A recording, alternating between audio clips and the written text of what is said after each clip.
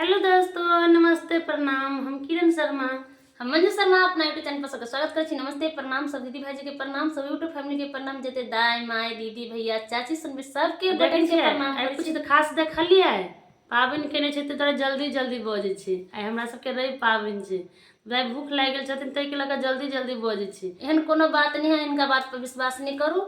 नहीं, कमेंट में जरूर बताओ किनका बात पर अहाँ सब कोहबर विश्वास करै छी से।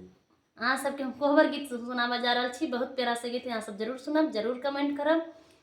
और देखियो कते के उम्र में उनका दुनू के प्रीत लगे छै। 12 बरस के उम्र रहे छै उनका दुल्हन के, तो उनका प्रीत लगे छै। और बहुत प्यारा सा कोहबर गीत अहाँ सब जरूर सुनब और कमेंट करके जरूर बताएब। किनका सबके हमरा सबके गीत पसंद है सेहो जरूर अहाँ सब बताएब, लेकिन नहीं बतबै छी, पता नहीं अहाँ सब भूल गेली आ की कैली से कोनो था नहीं। बहुत प्यारा से गीत अहाँ सब जरूर सुनब, जरूर कमेंट। जब तक अहाँ सब कमेंट करके नहीं बताएब तऽ केना बुझबै कि खास अहाँ सब हमरा जरूर अहाँ सब चाहे छी दिल गीत सुनऽ के लेल। जरूर अहाँ सब कमेंट करब। बरहे